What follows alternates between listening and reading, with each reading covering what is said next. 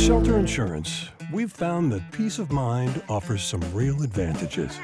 That's why we work hard to make things easier for you. By sheltering your cars, by sheltering your home, by sheltering your toys, by sheltering your life. Peace of mind. Isn't that the best shelter there is? Shelter Insurance. We're your shield. We're your shelter.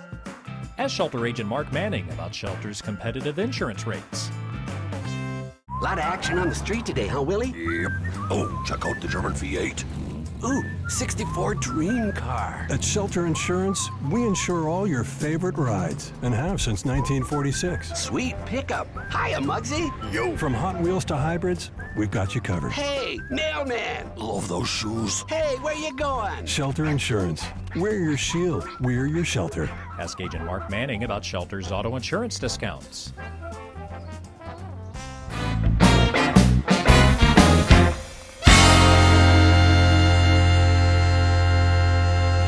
Peggy Pierce at White River Area Agency on Aging joins us to talk a little bit about Medicare. And first of all, welcome back to the program. Thank you. It's been a while. It has been a while, but good to see you again. We're going to talk Medicare, but first of all, before we get into what we want to talk about, tell us, Miss Peggy, the difference, because a lot of us, we get a little confused, the difference between Medicare and Medicaid. There is a lot of confusion. Medicare is the federal health insurance program that most people have worked and paid into so that when they get to retirement, they qualify for the health insurance called Medicare.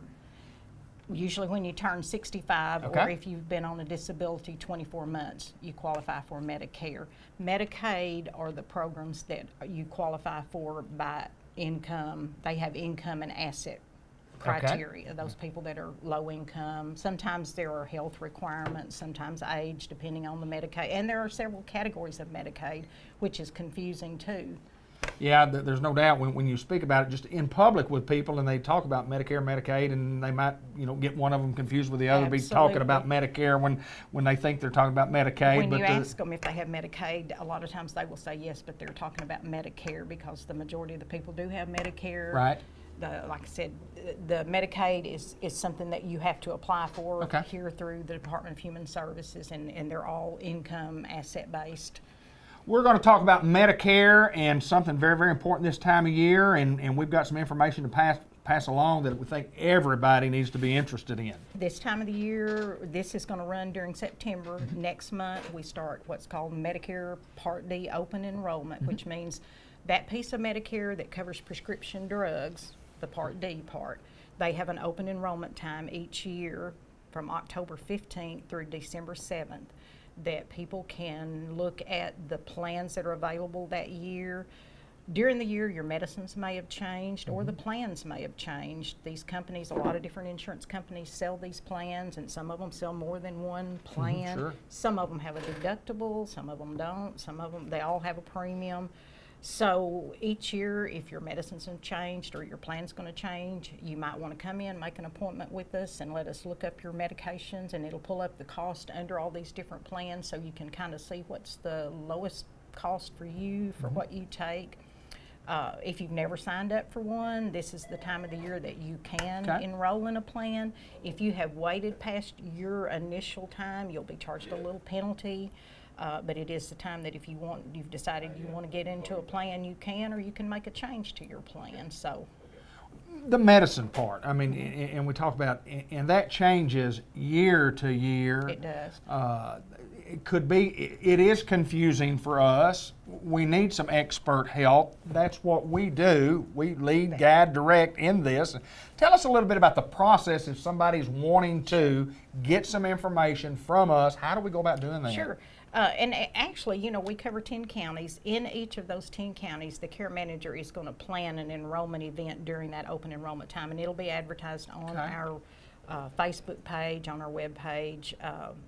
They will, get the word out to the public and they will set up somewhere with computers. They'll have 4 or 5 people there, and people can come in during that. Hopefully we'll just have a day set up in each county that people can bring their medications and their Medicare card, and we can help them look up those medicines that they take and help them get an idea. We don't tell them take this plan or take that plan. We say, here's the information, and then they can make an educated decision as to which plan they want. And the companies have what's called their formulary, which means they have to provide drugs in like high, we'll just say diabetic drugs or high blood pressure drugs or whatever. So they decide which category they put which medicine in, which tier they call it. Okay. So that's called their formulary, and then when you enter your medications, it'll kind of tell you, the cost, which tier. If you're taking a medicine in a tier 1, it might be a lot more expensive than something that's in a tier 2. Right. But then, anyway, we can kind of look it up on that web page and print it off for them. They can look it up. If they can't come to that enrollment event, they can call our office in the county of their residence, and they will make them an appointment. Okay. And bring the Medicare card, the medicines, and they can do it in office and help them. Coming in is just as important as the clinic itself. But the most important thing is to get the information to you. And we've said on this program a lot about maybe you're sitting there and you're not one who qualifies, but maybe your parents or your grandparents do, and you know that these dates are coming up. You might need to give us a little help here with your relatives. If you're happy with the plan you have, it's paying well on your medicines, and you don't want to make any changes, you don't have to do anything. There's a little confusion there too. People see that on TV and they think, oh, I got to do something. Right. You don't. If you're happy with what you got, you can just let that roll on. Some people keep the same plan forever, Right, sure. But it's that time. This is the time of the year if you want to look at the options, you certainly can do that. And tell us again when the enrollment period ends, when it starts and when it ends. It starts October 15th and it will go through December 7th. Okay, so it's very important dates. And we emphasize that time because they can make those changes, but we also offer assistance through the year. When people just go on Medicare, they don't have to wait till that open enrollment because there are always people aging into Medicare. So if during the year you're becoming eligible for Medicare, you can call our office, set up an appointment with the care manager, and she will help you learn all the pieces of Medicare when you're new to that field, because it's a little confusing. Like you said, if you don't talk about it every day, you've got the A, which is hospital and inpatient. You've got B, which is the doctor and outpatient piece of Medicare. Medicare doesn't pay everything. Most people want to look at a supplement, right, which you have to talk to an agent about. And then there's the prescription drug plan, and then there are also the health and drug plans. The health and Advantage plans they're called. Right. So that's a little different way to get your Medicare covered. And all that's, unless you talk about that every day, and we do get some training, the senior health office in Little Rock comes and gives our people training every year on the updates. Unless you deal with that every day, Medicare is real confusing when you first go on. Absolutely. So care manager can sit down with you, help you look at all the pieces of it, and make sure you understand what you need when you start going on to Medicare. White River Area Agency on Aging will make it a lot more simple for you. We'll make it painless. We'll make it painless. We appreciate you taking time to join us, Ms. Peggy. It's great information, and don't just remember those dates; those are important. White River Area Agency on Aging.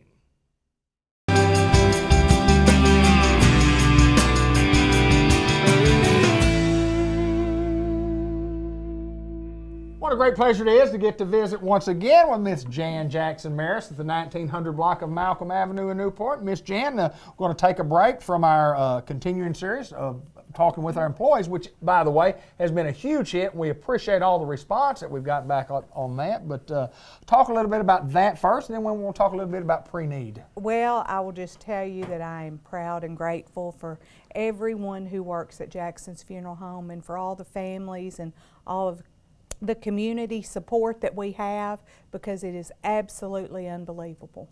Well, it is. People are out there talking about us, and that's good. I appreciate it.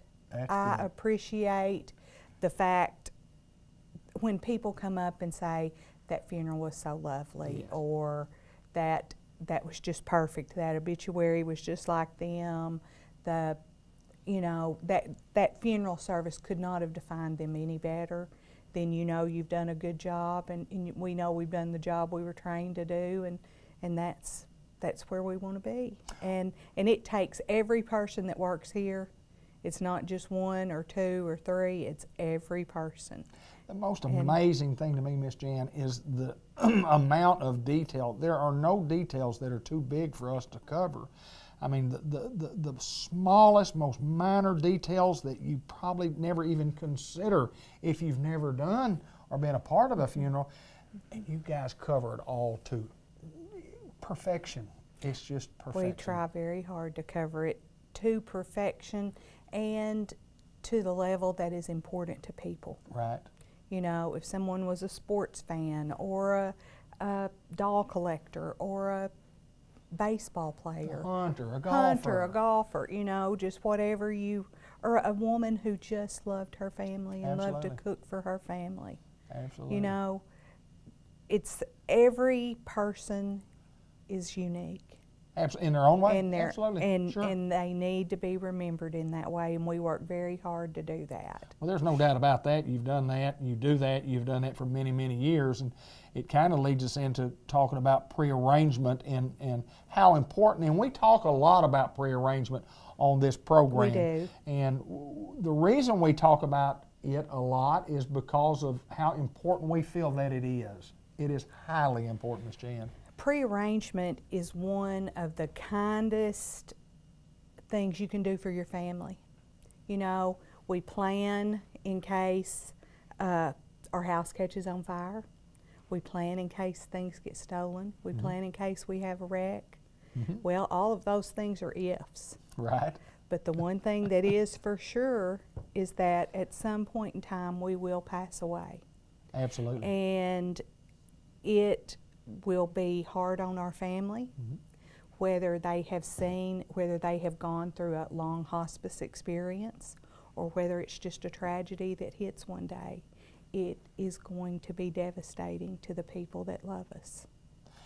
And if you have those plans made ahead of time, if you have come in and said this, this, and this is the type of service I would like, the type of merchandise I would like, then when that family in their devastated state comes in, then they can say, I'm doing what they want. Absolutely. It is amazing when they come in and they know everything that's done and the weight that comes off of their shoulders. Several years ago, Jane Black came in and said, "Look, we want to make a prearrangement. Here's what we want for Bud Black." Let's just take Bud for example. Bud passed away last December, and when we came to the room to talk about funeral arrangements, there were very few questions that we had to answer because he had answered all those. He had answered all of them.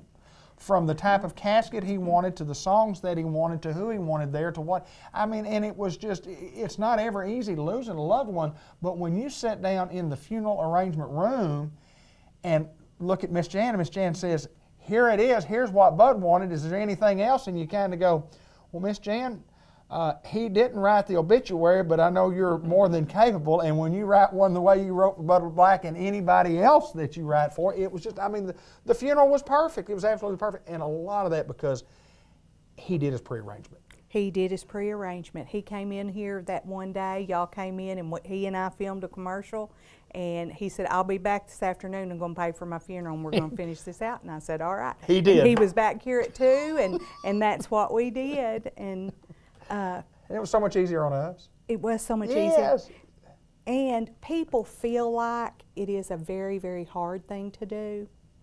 But every experience I've ever had, and I have in 32 years done a lot of prearrangements, when people walk back out that door, they hug your neck and they said, well, that wasn't nearly as hard as I thought it was going to be. As a matter of fact, it wasn't hard at all. No. You know, because Answering some questions. Yeah, and you get to talking about life, and you reflect on things, and it's good because it's not a sad time. I think that one of the most important things that you mentioned this a while ago about making the decision that the person who's being buried wants. Yes, That's what they wanted. that's what they wanted. It's real hard for you to ask them when you're doing the funeral arrangement what they want if you hadn't asked them before. It's kind of difficult to do if they're not here to answer. Well, it's but just if they're here to answer, possible. that's right. It's very, very good, very nice. And you guys do a marvelous job with pre-arrangement, do a marvelous job with what you do. And that's why you've been here so long. That's why people brag about us, in and about the community. Hey, I love Jackson County, and there's nobody who loves it anymore. I agree with that. I agree with that, my friend. And- So and we good do- to see you. Thank you, David. So It's good, good to to see you see again. you. So if you have any questions about pre-arrangement, what can we do? Give me a call, give Dee Dee Dupree a call, Mark House, Chris Driver, Karen Hunt. Any of us can help you. We'll come to your house. We do that frequently. Right. You don't have to live in Newport. We travel to Batesville. We travel to Searcy. Sure. We will do whatever it takes to make you comfortable with the process. There's no doubt about that you'll do that. Jan Jackson Maris from the Jackson Funeral Home, and as Bud Black always said, from the 1900 block of Malcolm Avenue. Thank you, my friend. Thank you, friend. Let's continue on with more of our show.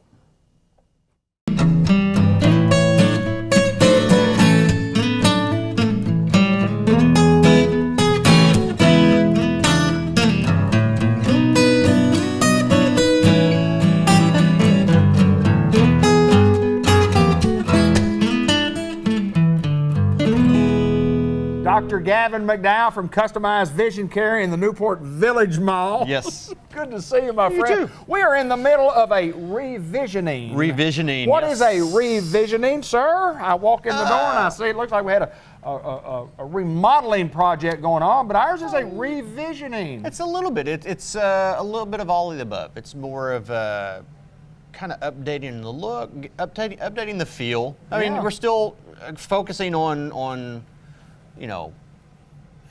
patient service and patient care and all that stuff, but trying to hit up with the different attitudes, so to speak. Oh. I'm getting old. That's what it is. I think so. I'm getting old I think so. and crotchety is what it is. Well, when we came in, we looked around and we thought, well, it's kind of not in disarray, but it looks a little different. And then I said, well, it for the time being, we will pardon the inconvenience while we revision. There we go. That's what the signs say. Please pardon our mess during our revisioning. Whatever, my friend. I'm great with puns. Hey, we've got a great subject to talk about today, and I was yes. the one that brought it up in talking about glaucoma. Glaucoma. And medical marijuana, the Right. ins and outs, the goods and bads, and you said that would be a good subject to kind why of talk not? about because the medical marijuana issue obviously is alive and well throughout the state of Yes. Arkansas now. Yes. So let's talk a little bit about that. Tell us some of the goods and bads about medical marijuana with glaucoma. Well, the goods and bads. The general consensus is that if I got glaucoma, I got to get on the medical marijuana, which is in some cases is beneficial. But the more important thing is that there are much better treatment options Okay. for glaucoma in most general cases for glaucoma. And what that basically means is that, yes, studies, research show there are benefits for treatment of glaucoma with medical marijuana. However, it is definitely by no means should be considered the primary nor sole treatment for glaucoma. Actually, a lot of the studies show with glaucoma or with medical marijuana use, it can actually make some elements of glaucoma worse. Okay. So yes, when people say, does medical marijuana actually help with glaucoma? The short answer is yes. Okay. The long answer is probably not your first choice. And what I mean by that is that when we have patients who are under several different types of other types of medication treatment of glaucoma, Okay. and we're getting reasonable results out of that, and we need that one extra spark, that one extra bump, instead of putting them on some other different types of medications to add to their already growing list of treatments that they use, we will consider that. But Right. no, and frankly, as a eye care provider, I can't in good conscience say that I would jump right on board and say, yes, you're going to get on that medical marijuana. Right, That absolutely. just does not make sense to me. Well, let me backtrack a little bit and ask, first of all, and maybe I should ask this, what is glaucoma? Tell us a little bit about glaucoma and then why we might need any treatment for glaucoma Okay. at all. Let's talk a little bit about that. It works. So the long and short of it is this: glaucoma is a I hate to say the term collection. It's a grouping of eye disease that usually results in increased pressure of the eye. Okay. Now, we can have increased pressure of the eye without any ill effects at certain levels. So what we have to classify as glaucoma is when we have increased pressure that damages the nerve fibers in the back of the eye. Okay. That's about the simplest explanation I can give to that. So if we have damage to the nerve fibers in the back of the eye without high pressure, it's still considered glaucoma. Okay. So when I say it's a grouping of conditions that result in damage to the eye, and that's so long and short of it is usually increased pressure of the eye will result in damage to the back of the eye and can lead to blindness without treatment. Okay. The great thing about glaucoma, if there is a great thing about it, is it's usually easily treatable. Okay. There are several drops, prescription drops that we use to regulate pressure inside the eye. There are some laser procedures, surgical procedures that we can do to help with alleviating pressure to the eye too. So, yeah, it sucks. It's the leading cause of preventable blindness in the United States.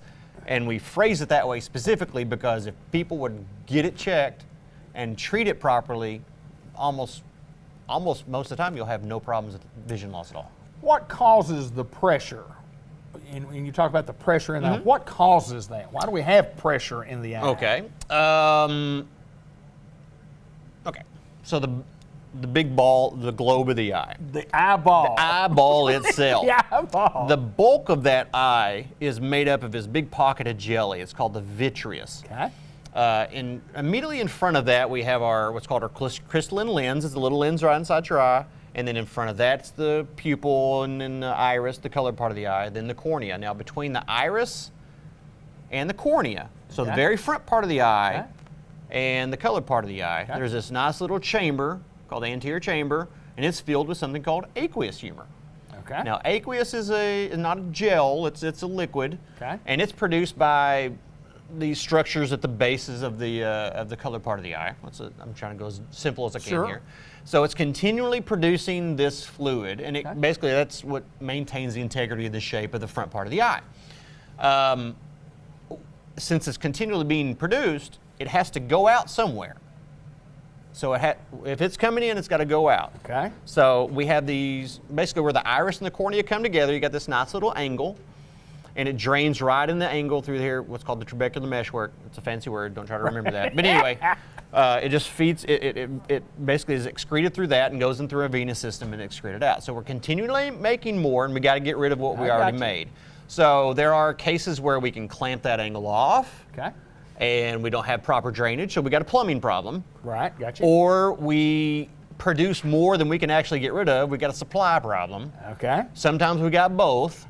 You know, and there's a lot of different, other than just that angle closing down, there's things that can block it up. You know, there's different reasons why we produce too much.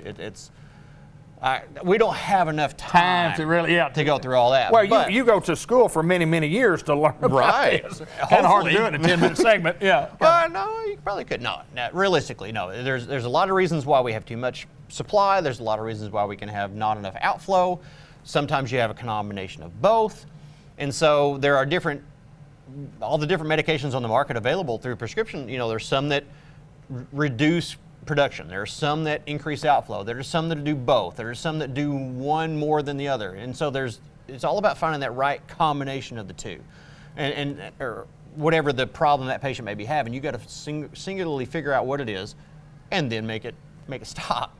And so sometimes you can start on one medication, you can put them on 2 different medications, there's some patients on 3, and when you get into those levels and you actually have to jump onto something else, that's when we might consider the medical marijuana. Wow.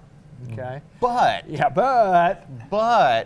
you got to smoke a lot of medical marijuana to keep it down. From what I understand, the effects of it is not that long. Yeah, it's you get like 4 or 5 times a day for 4 or 5 hours, like you take a pain pill, and you take pain pills 4 or 5 hours, and you're not functioning very well throughout the course of the day. And I would assume you're not functioning very well during the course of the day. Well, you wouldn't be upset about it. No. And you wouldn't probably care. Yeah, before we got on air, he was asking me, can you actually smoke that often? And I said, yeah, I'm sure it's possible. I bet people do it all the time. And he's like, And they was work? like, and work? Like, oh, no, not at all. At least not anywhere that OSHA's going to want to be happy about it. That's right. Well, I mean, it's an interesting subject to talk about glaucoma, and it's an interesting subject to talk about the medical marijuana and the helps of glaucoma and whether or not it works or not. And I mean, it's just like anything. I mean, any medication that you get, I mean, Right. some work, some don't. There's a reason for it to exist, and you know, I'm a huge proponent for medical marijuana. There are many conditions. I think there are also many more conditions that it could and should be allowed to be used for in the state that's not on the list of those approved conditions. I love the fact that we're progressing as a state to make this available to the patients who need it. But in my world right now, I don't see how it's not a game changer in my practice. Right, got you. Got you. And it's interesting. It's very interesting, and I love talking about the eye. When you have eye problems, and I've had some, and then you go to not that is an option, nor would I, you don't know what you'll try at any time during the course until you have these problems. But interesting to know about the glaucoma and how the little seepage of the fluid is in there. And I knew about the vitreous fluid because that's what I've been having trouble with, and so on and so forth. But I've got a great doctor that I come see when I need a little help, and then he gets me to those people that can help me a little further. If I can't help you, I will punt. You punt. Sometimes you punt, and you get to the next guy and say, hey, that's the guy that needs to help you. My job, if it's something I can't provide or do for you, it's my job to find the person that does. So. Yes, sir. Good to see you, my friend. You too. Dr. Gavin McDowell. And as I said earlier, one of our 3 takes that we had to do at the Newport Vision Mall. Vision Mall. Why not the Newport Vision Mall? We're with Dr. McDowell at Customized Vision Care at the Newport Village Mall. Thank you, my friend. Thank you. All right, everybody. Welcome to our 2017 Watermelon Eating Contest. All righty. 1, 2, 3, go!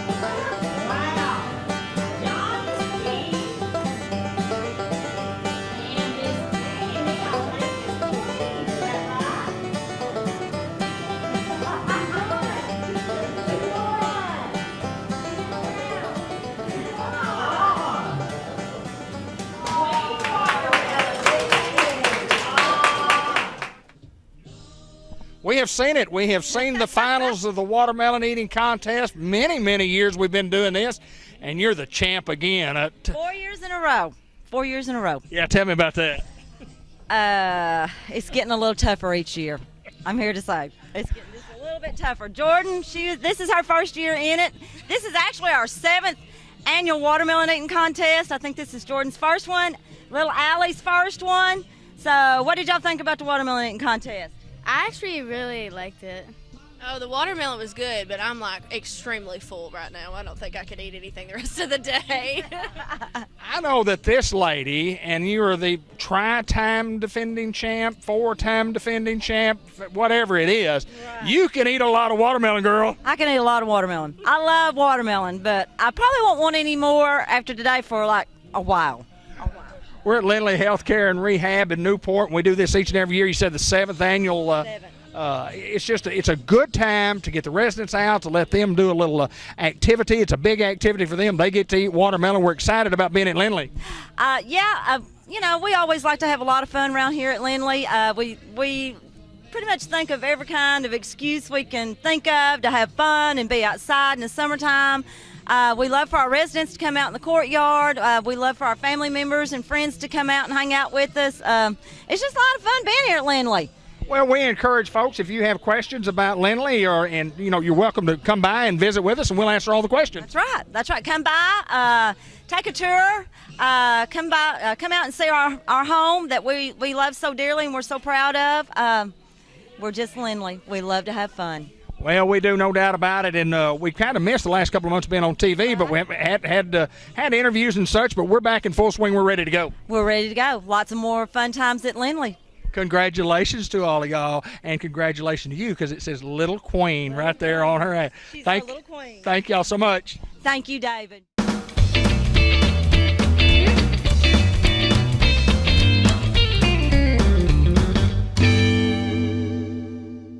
Ladies and gentlemen, friends, families, and foes alike, my good friend Tommy Bain from Farmer's Tire Mart in downtown Newport, Arkansas, or actually East Newport, Arkansas. East Newport. You don't hear that terminology much anymore, do you? No. East Newport. I remember the day when it was East Newport. Yeah. Yeah, go to East Newport School. That's correct. That's right. That's right. East Newport. And that's when we had a downtown, and then things started moving out towards the east, and everything became east, and we're on the east side of the community. Now we're on the south side of the community. I remember at the time when old Buddy Black had a tire store. Absolutely, he sure did. He sure did. Buddy Black's Tire Store. Yeah. Buddy Black Tire Store. Matter of fact, my good friend John Connor Jr. sent me a text the other day, and it had a picture that he had taken of a sign that said, Minneapolis Moline Tractors, Buddy Black's Tire Store. And I thought, man, that's pretty neat. He told me he owned it, whatever, but anyway, no metal sign. But East Newport, Buddy Black's Tire Store. How's Tommy Bain? Great. How's things at Farmer's Tire Mart? Busy. Busy? Busy. Busy when we pulled in and busy when we drive by, but not too busy if you need some service on your automobile. We do service on cars and trucks, don't we? Schedule you in as soon as possible. Absolutely. So, Mr. Tommy, let me ask you this, and seriously speaking, you guys have a great business. You're taking care of a lot of people. The scheduling part, how does it work? What do you do? Well, it depends on what they need. Okay. The service they need. Okay. We set aside a portion of our day. Okay. For that service. Okay. And whoever comes in next or calls in next, if we have a slot for them, we work them in there. Just one right, just stack them up. Stack them up, let them roll. Yes, sir. In and out. Yes, sir. Boy, it's a busy day, and I know sometimes you come by here and it looks like you're almost caught up. And I do this on a daily basis, and I drive back by an hour later and I go, well, they didn't get caught up because they are working strong now. But it's a lot of fun, isn't it? It is. And I heard a deal on the television the other night that says, choose your occupation where you love it and you'll never work a day in your life. Absolutely. Absolutely. I love this old tire business. It's been good to you. It has. And you've been good to it too, your family has. We try to treat people like the way we want to be treated. Yes, sir. And it's always worked for us. But the seasons are changing. Yeah, they are. The seasons are changing.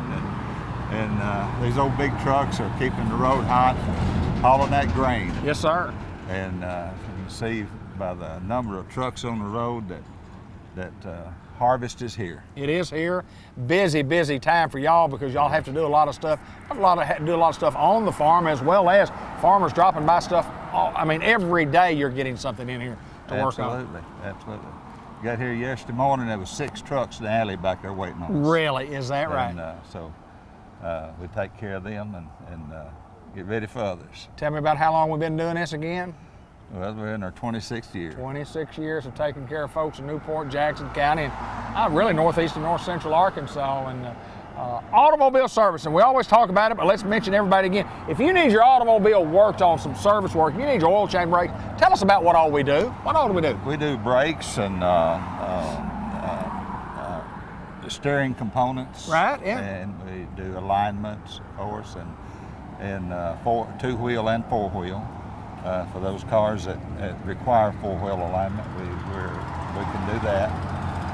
And we do, of course, we do the brakes front and rear, and we do engine oil changes. Right, we sure. do cooling system maintenance and all kinds of systems on a vehicle these days that require attention. Most cars now have what they call cabin air filters. Okay. All right, and a lot of folks don't mess with those, but they get stopped up, and the flow of air decreases. Right. You get an awful smell in your car, and so those cabin air filters. Just keep that in mind. Right. Cabin air filters. And a lot of times the service tech will fail to remember that those need to be given attention. Absolutely. But pretty well all the service that's required on a vehicle, we can do it.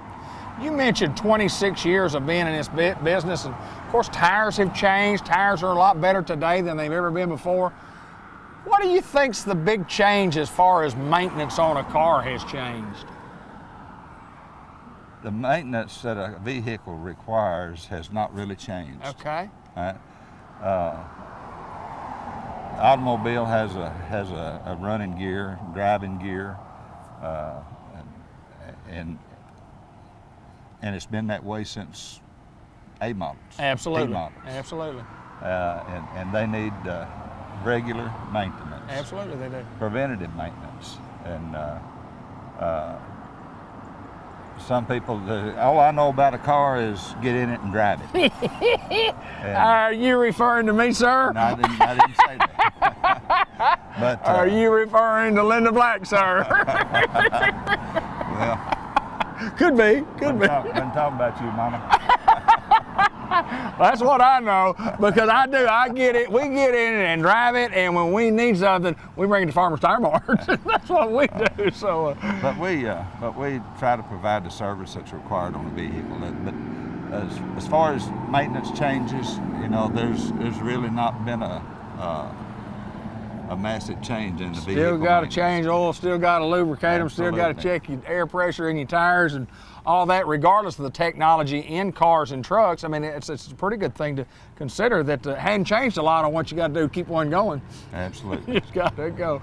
And tires, we got all kinds of tires. We don't have what you're looking for. We can get it in just a day or two. Absolutely. We have in most cases, overnight delivery to us. Good deal. So we've got a mighty good stock of the popular sizes. Right. But sometimes there's times when we don't have what you need, but we can get it.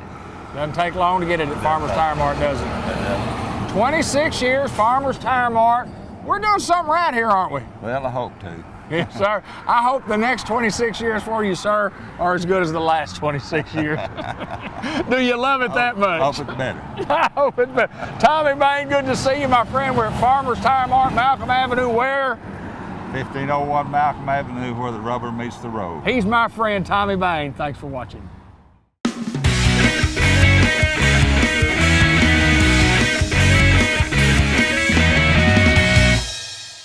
At the Solution Center, downtown Newport, Merchants and Planners Bank, Investment Services, downtown Newport. Josh Brandt joins us. Good to see you, my friend. All right, appreciate you having me. Josh, Newport High School graduate. Tell us a little bit about you, Josh. Yes, sir. Well, my family moved here in '96. I was going into the 7th grade. A lot of y'all probably remember my parents, Jim and Terry, my sister Kristen. Probably a lot of y'all still might even talk to them. They, have since moved to Searcy, but after I graduated in high school in 2002, I went on to college there, got my BS in business management from ASU. Ended up moving back here to Newport to my hometown, the place I love, with the people I love. Ended up marrying a hometown girl, Misty Grady. Matter of fact, her birthday's coming up on Sunday, so, wow. So I want to wish her a happy birthday. Yeah, so got 2 boys, Caleb's 5, Dylan is 2. I've had the pleasure now of working at M&P Bank now for the past 6 years, and right. So God's been really good to me. You bet. Yes, tell us a little bit about what do you do here? I'm the trust operations officer here. I handle daily transaction entry, account reconciliation, statement processing, tax reporting, things like that. Dave, a lot of times people ask me, what is it that a trust department actually does? Right. The trust department offers services basically under 2 big umbrellas, investment management and trust administration.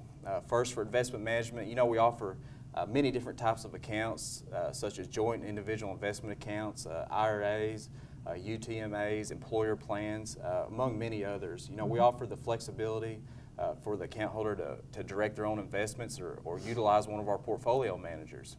Investment management often overlaps with our next set of services, which is trust administration. When somebody creates a trust, they're known as the grantor. Okay. The grantor essentially sets the rules that govern how the trust operates.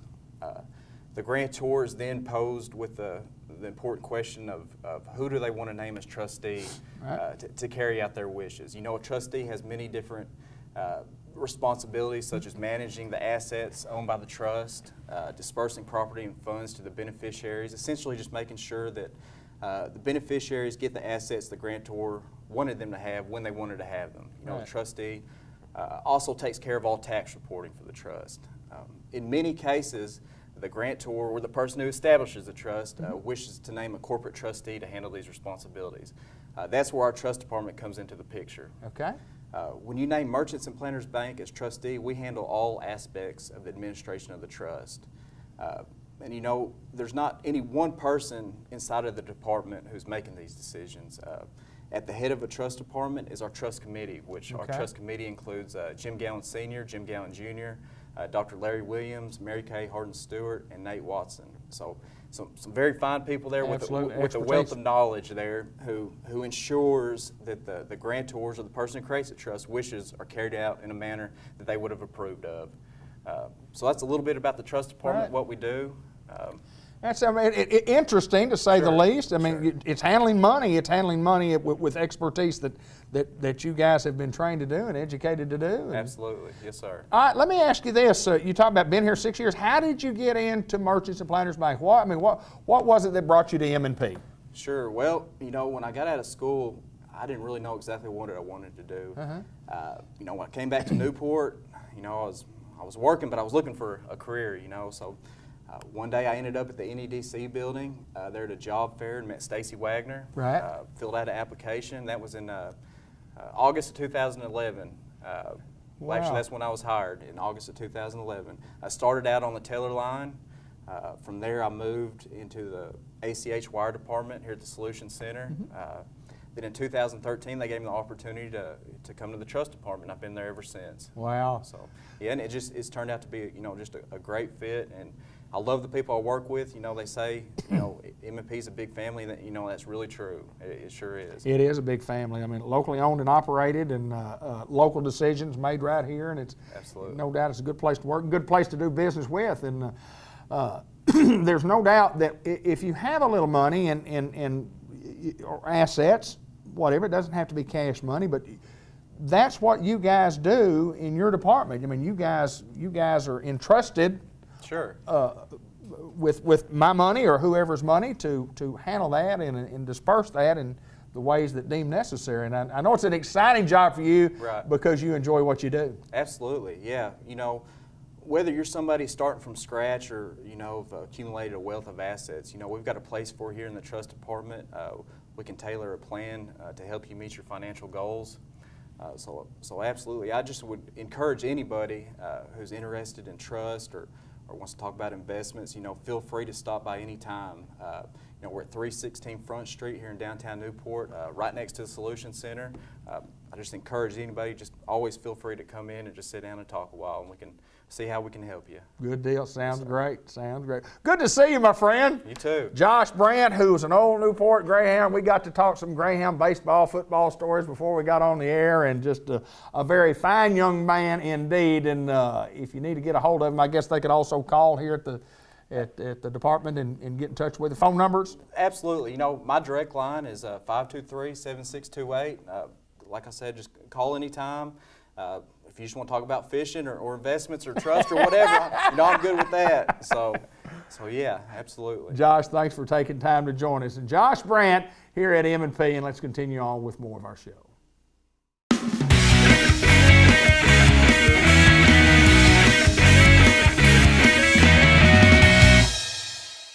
John Chadwell, NEDC, downtown Newport, Arkansas. Always news to report to the public. We've got a couple of things we want to talk about today, John Chadwell. Good to see you, my friend. Good to see you. Everything rolling and just moving right along in Newport, Arkansas, and I'm glad to be a Newportian. Me too, me too. Tell us what's happening, my friend. Well, you know, we've just, I guess, kind of entered the last part of this really amazing run of commercial construction. Absolutely. You look around at the McDonald's and Pizza Hut, Sonic just opened, the 2 new car dealerships. You look at all this retail construction, really starting back when Walmart built the Supercenter, now the stores that are in the old Walmart, and just culminating in the restaurants. And we've just been the longest run of sustained commercial construction in Newport in a long, long time.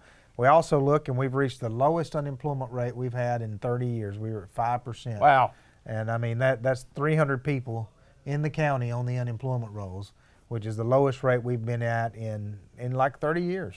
So, you know, you see a lot of good, positive economic markers going on, but we don't want to be content and sit back and say, hey, you know, we're done, you know, we've reached it, because there's a lot of work to do. There's a lot more we can do. We also, by the end of August, last day of August, we reached a record on the number of prospects we've worked with in the office. Last year was our record year at 56. Wow. At the end of the year, that's a little over 1 a week. Right. Well, this year, by the end of August, we're at 63 or 64 prospects.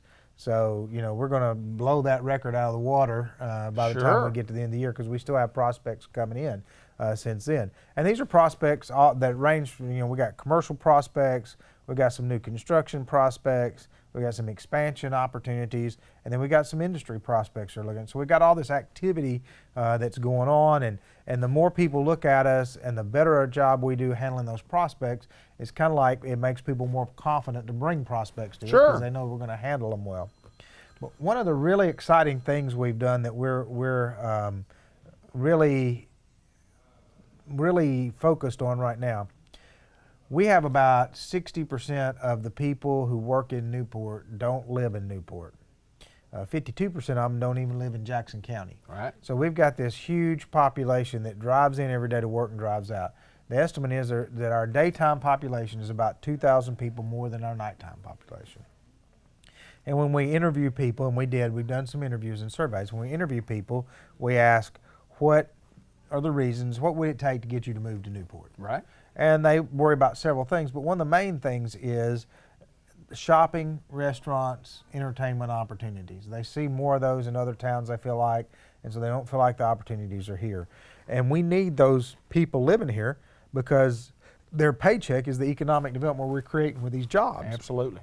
And if they take that paycheck to another community and spend it, then that is the economic engine that we've created going to benefit another town.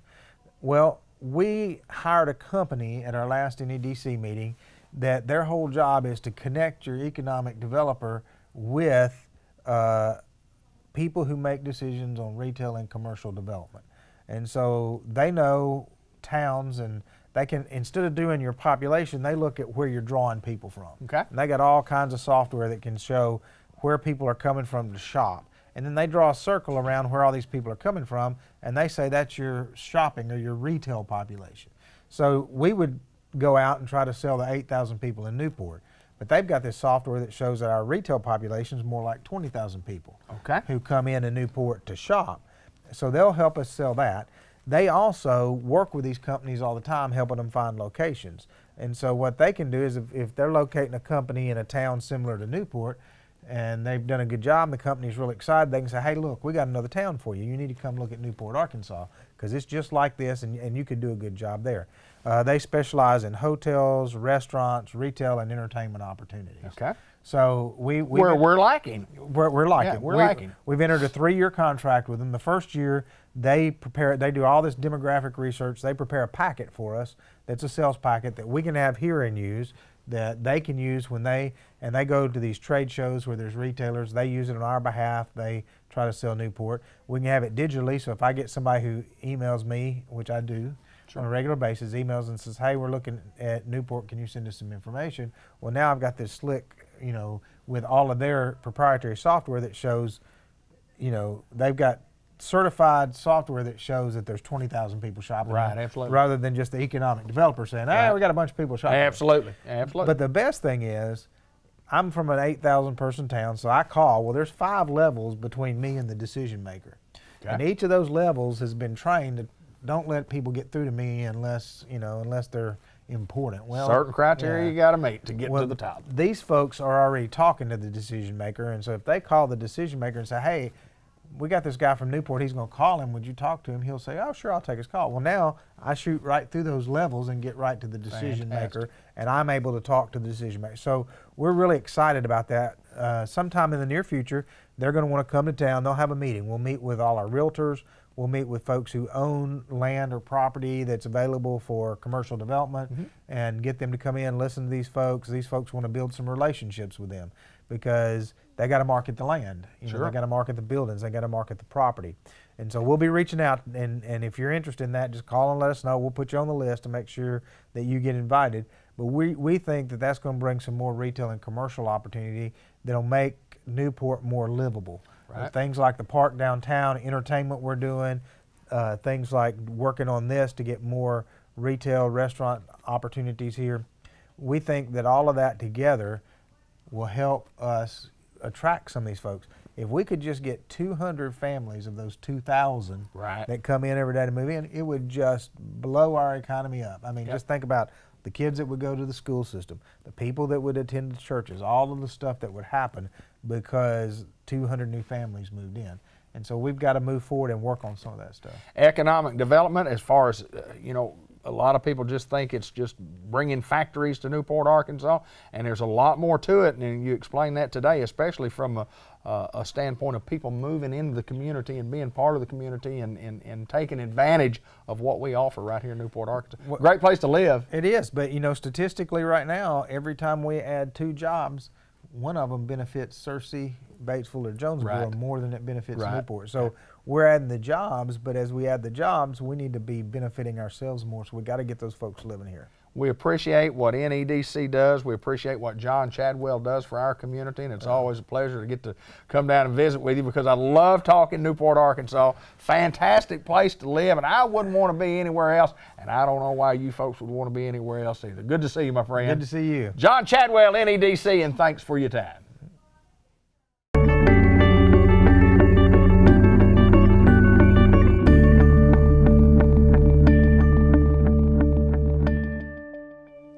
My good friend Jay Cox joins us from St. Michael's Place on Pecan Street in Newport. It's always my pleasure to get to visit with the crappie man extraordinaire. Mr. Cox, good to see you, sir. Hey, buddy, how you doing? We like to use St. Michael's money to talk about our fishing excursions. Right, How's the fishing going? Fishing's going good. Fishing's going good. Weather's changing, Yes, which which will help on the crappie area anyway. That is right. So you love getting in a boat, don't you? Oh yeah, much as I can. A lot of fun, Yes, and I call it therapy, getting out there. Oh, sure, Yeah, sure. absolutely. But we're here to talk about St. Michael's Place, and the thing that we're doing here, Jay, is we continue to get better. We just got good news on things that are happening here and what we're trying to do. Let's get right to the business part. Well, David, we are hiring.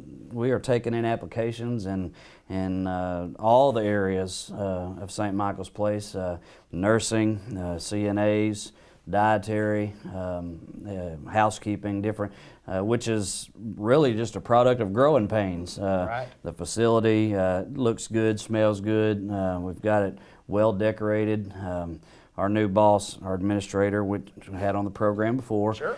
She's constantly bringing in new ways to upgrade and to make things look better and to make us more efficient. And because of that, our census is growing. People are hearing about the good changes at St. Michael's Place. And when you have growth and you have changes like that, then you got to add staff. And one thing about St. Michael's Place is that we have a better pay scale than some of our competitors in this county area, and so that's a good plus about working here. But not just that, we also like to make sure we have plenty of staff to cover everything that needs to be done. This is a big building. It's been here a long time. These hallways are really long, and instead of having to run from one hallway to the other, we make sure that every area of our facility has plenty of staff, and not only that they're experienced, they're knowledgeable. And we're also, this is the time of the year when nursing students have come out, and even the new licensed CNAs. So if you got a new license, fresh out of school, come talk to us. Even if you don't have a lot of experience, we are willing to get you some good leadership to work with you and help train you in this facility and how we do things. Well, you mentioned leadership, and we talked about it a little bit before we got on the air here. And in any organization, in growth, you're looking for good leadership, and you're looking for certainly efficiency within the organization. And you have told me, and we can share, you've seen it get better each day. It continues Yes. to do. Talk a little bit about leadership, your responsibilities, so on and so forth. Well, I know this, that my plate's full, and that's just simply because of the growth of not only new employees coming in, but mainly residents coming in. We have excellent marketing. We have a team of department heads that work together as really as a well-oiled machine, and everybody here is a marketer. Right. When we're in the town or in the county or out and about, we need to market St. Michael's Place. We need to let people know this is not the home that it used to be. Yes, I would be not telling you the truth if I said we didn't have to overcome some obstacles from the past, but that's any business anywhere. Sure. There's always going to be things that come up, stumbling blocks along the way, but we have well overcome many things, and this is honestly a different place, and we'd just like for people to come out and see for themselves.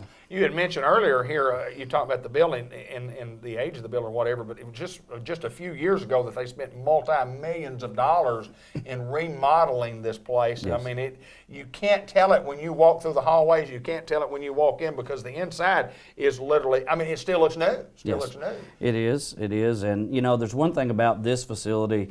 It's the only one in Jackson County that offers a secure unit, which some folks call it an Alzheimer's unit or something like that. But when folks come into our facility and we get a resident, if they are someone that has a tendency to wander off or to have memory loss issues, things like that, we actually have a secure unit where they are safe at all times. They can't get out and get hurt or get somewhere and get lost. They have we have extra staff and just back in the old days they call them a lockup unit. We don't we don't like to call it that, because we don't want anyone to feel locked down or trapped.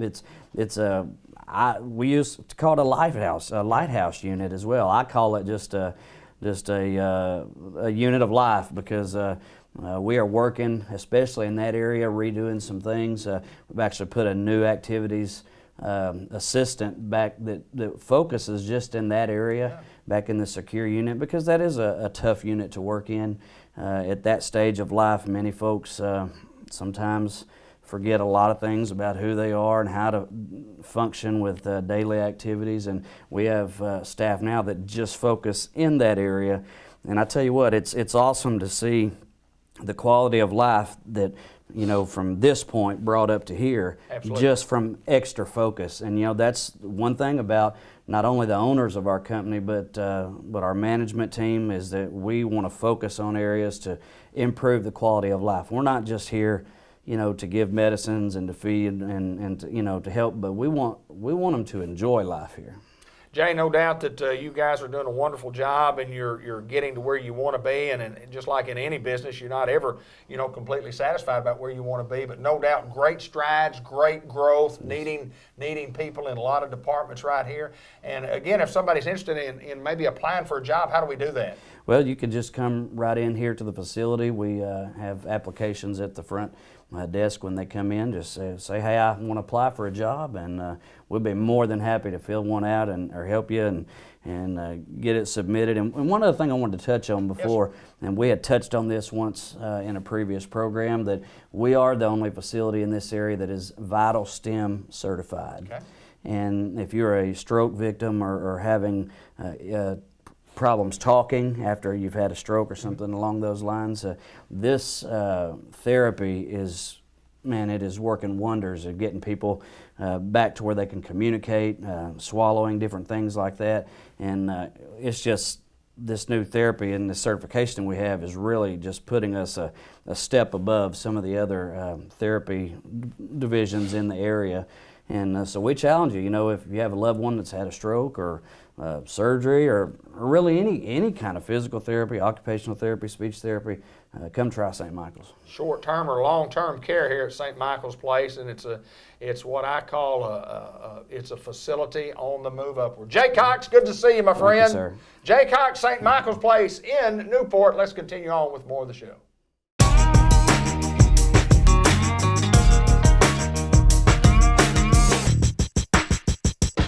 At Unity Health at the Harris Medical Center, and we're joined by Hannah White, and should I say Hannah Hair White. Welcome to our program. Thank you. I have to tell this story. When I came in, I was coming in to interview Hannah White, and I didn't really know who I was coming in to interview, but I did know if they'd have said Hannah Hair White, I'd say, oh, I know her. Yeah. How are you been? Been good. Good deal. Good deal. Good to see you again. So proud about where you are in your life, and married, still a newlywed, I guess, less than a year. But tell us what you're doing at Unity Health and Harris Medical Center. What do you do here? Well, I just recently got hired at the OBGYN clinic with Dr. Jackson and Jones as their nurse practitioner. And right now I'm just kind of learning everything. They're kind of teaching me what they want me to know.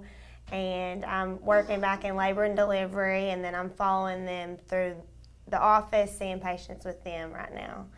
So you are, explain what a nurse practitioner is. Let's talk about that first. What is a nurse practitioner? So a nurse practitioner is a RN with an advanced degree, a master's degree in nursing. Okay. And I got my degree in family practice, so I can take care of anyone from 0 to 100. And it's 7 years of school, and that's...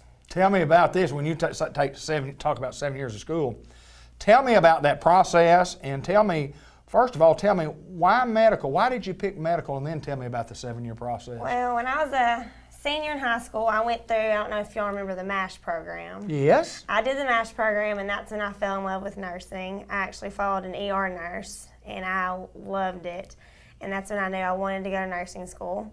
So I went to Jonesboro, Arkansas State, to nursing school, got my bachelor's degree, and then went straight through, got my master's degree. I didn't stop, and I just recently graduated in May of this year with that. So. Wow, and right here working in your hometown, that's great.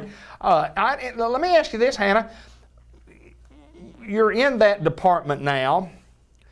What do you learn there that takes you on to the next part of your job description? And when do you become in your how long are you going to work there, I guess would be the first question I ask. How long are you going to be? Well, it's kind of up to Dr. Jackson and Jones on how, when they're comfortable with me seeing their patients on my own.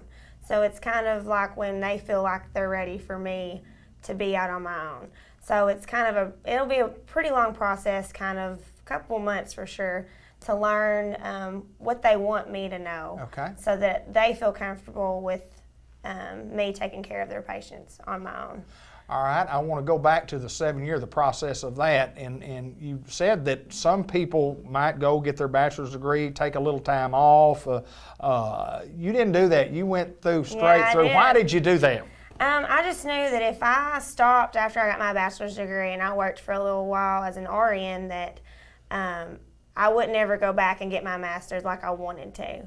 So that's why I just kept going. I had several teachers over at Jonesboro who encouraged me to keep going, and so I did, and I'm really glad I did, because now I'm a nurse practitioner at 25, and so it's a very big accomplishment for me. Yeah, it's a huge accomplishment, and what a great deal for us here in Newport, Arkansas, and at Unity Health at the Harris Medical Center to have you here and working. I mean, I'm thrilled to death. And again, Hannah White I didn't know, but I certainly knew Hannah Hare. Yeah. Certainly knew you. It's an honor for sure, especially to work for Dr. Jackson and Jones. It really is. So. Let me ask you this: for those that don't know Hannah Hare White, tell us a little bit about your family. Well, I was born and raised here in Newport. My family farms out towards Auburn. We live out there and grew up out there. Went to school here in Newport till 9th grade, and then I went to Harding at Searcy, graduated from Harding.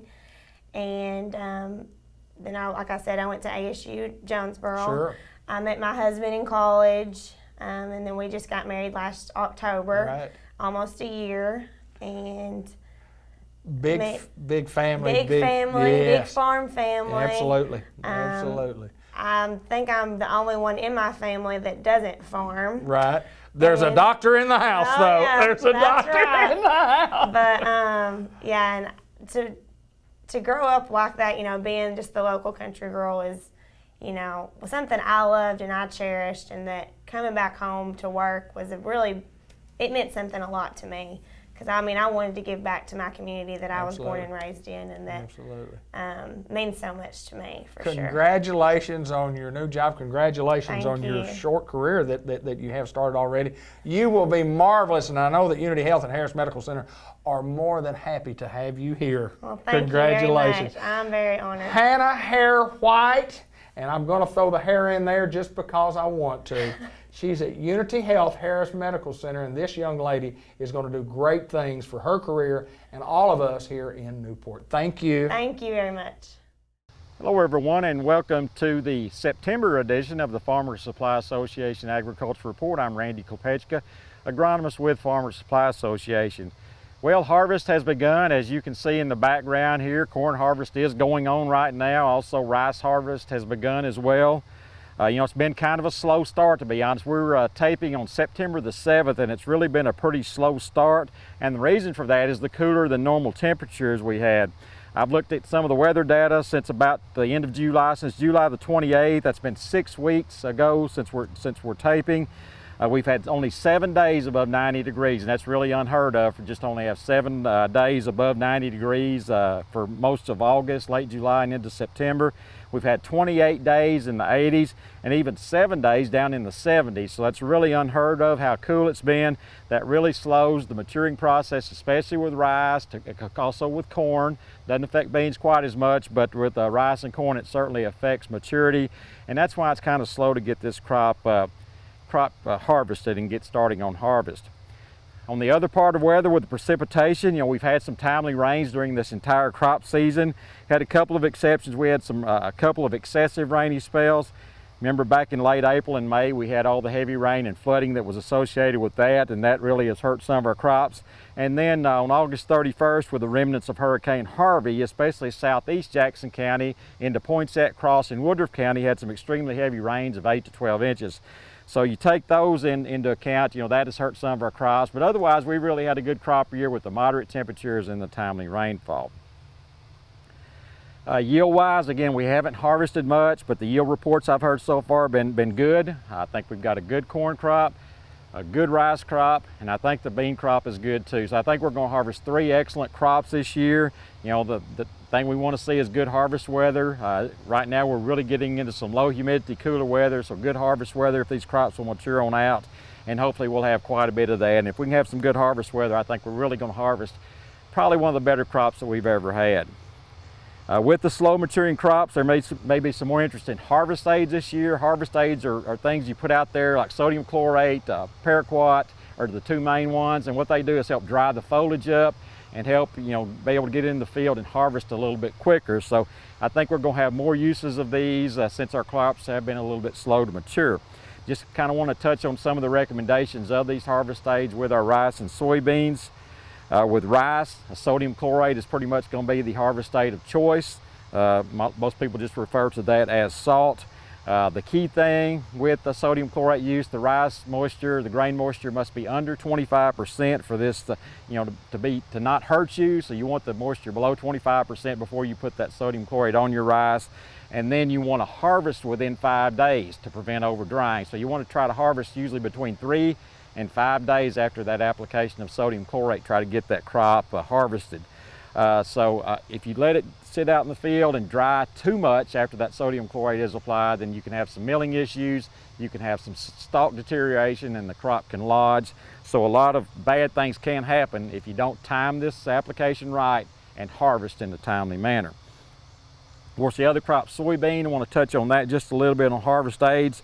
Usually the harvest aid of choice with soybeans is going to be gramoxone. Again, it'll help dry those leaves up and get that crop matured a little bit quicker so you can go ahead and get the crop harvested.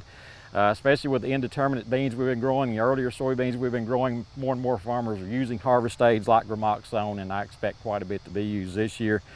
The recommendations from the University of Arkansas for our indeterminate soybeans, primarily those group 4s, we want 65% of the pods to be brown and the rest turning yellow for that to be a good timely application and not get it out there too early.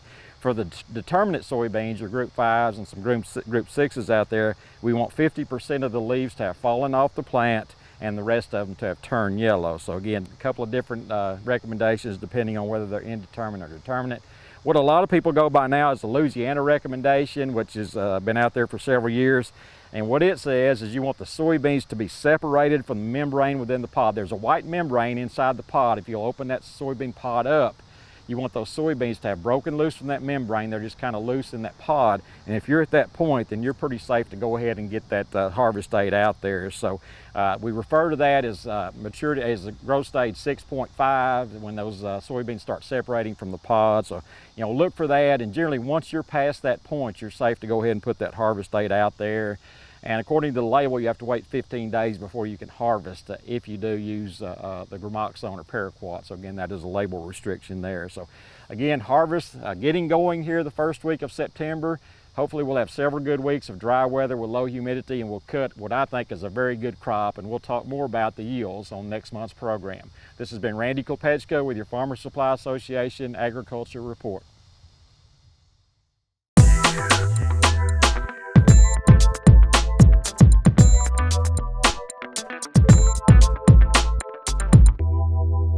WRMC Medical Complex in Newport. We're joined by Annie Solis, who has been very, very busy the last several days and the last several months, and actually since you've gotten here. We've got a free screening coming up. Tell us a little bit about what we have going on here. Okay. Well, the WRMC Medical Complex Newport and the Arkansas Minority Health Commission, we're partnering to offer a free screening health event for everybody in the community who wants to come. It's on September 8th from 11 to 2. Annie, tell me a little bit about when you talk about a free clinic, what exactly happens at a free clinic? We've had a lot of volunteers from both White River Medical Center, ASU, Newport nursing students are going to help, and what they're going to do is provide screenings, glucose, cholesterol, blood pressure. We've got radiology doing some bone density hill screenings, body fat percent, posture balance, just a bunch of different free screenings. So, when you talk about a free screening, I mean, anybody would qualify for anything that's free, but generally speaking, who are you targeting here? What particular age group of people, or just anybody and everybody? It's important for everybody to get their wellness screenings, just to know your levels, even if you have, especially if you have a history of certain illnesses, cholesterol, high cholesterol, things like that. So you just want to keep an eye on your levels. And some people, for whatever reason, it could be financial or it could be time restraints. Okay. They don't always get those screenings that they need, and they're just the simple ones you need so you don't have a bigger problem later. And so we kind of try to help fill those gaps. So there's not a financial issue, and it's between 11 and 2 during lunch break, so hopefully people can come see us. I think you hear a lot, and you talk about it when you're sitting at home visiting with your spouse, and you say, "I need to get a checkup." That's what we're doing, and we're providing a free checkup to the public. Yeah, there's a lot of different screenings that are involved in the checkup. So yeah, it ought to be a fun day. Tell us the time and dates again. It's Friday, September 8th, from 11 to 2. You don't have to be here the entire time.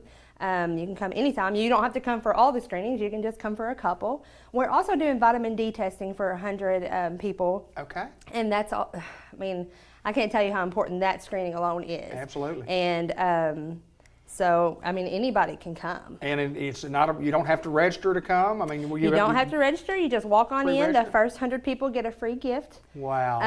And actually, I want to give a shout out to IMAD here because they are generously providing transportation for anybody who needs it. Wow. If you don't have any way to get here, you can call Philip Brown at 870-664-6643. And he'll get you here. Tremendous organization and great work by Philip and what he's doing. Obviously, great work by the Newport Medical Complex here in providing a free screening. But also, we want to remind everybody about some of the other services that we have here. We have plenty of services that we could talk about. Yes, we just started physical therapy, which we did the video last month with Hunter Finney. She started this week, August 28th. And then we have general surgery. That's new. Jessica Moody, an APRN, and Philip Pack. He's one of our newer physicians. They're both coming to do that. So we're just rocking and rolling. Y'all are rocking and rolling. Pain clinic still. If you need any of those services, urology, orthopedics, oncology. We still have all those. Cardiac rehab, I could go on. Sure.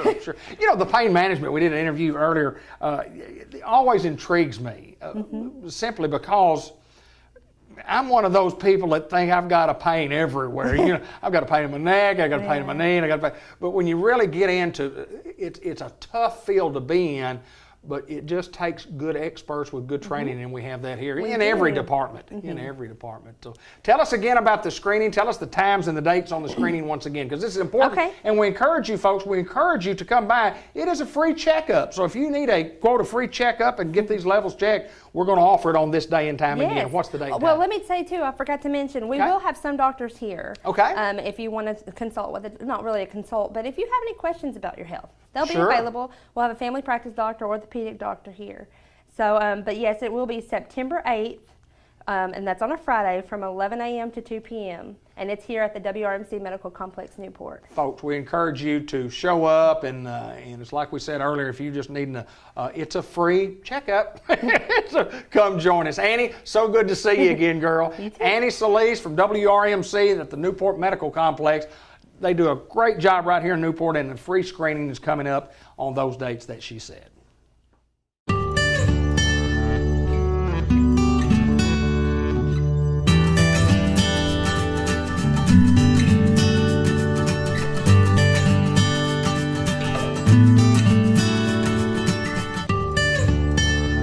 Hello again, everybody. Let's talk sports with Bud Black. I'm David Black, and the program is always brought to you by the Bank of England Mortgage Company out at the Village Mall, and that's Kenny Thaxton. And we totally recommend Kenny if you're looking for a mortgage for a home, you're going to buy a new home and you need a mortgage, let Kenny use his professionalism to help you get that mortgage. If you're also thinking about maybe refinancing your home, why not visit with Kenny, local guy, Newport Greyhound at heart, Newport Greyhound graduate.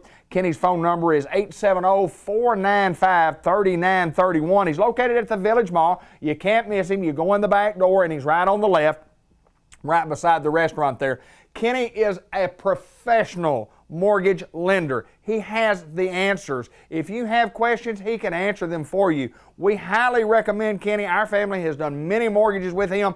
He's efficient. He's perfect for the job if you need a mortgage on your home. Member FDIC, equal housing lender. We got a couple of things we want to talk about in the sports world.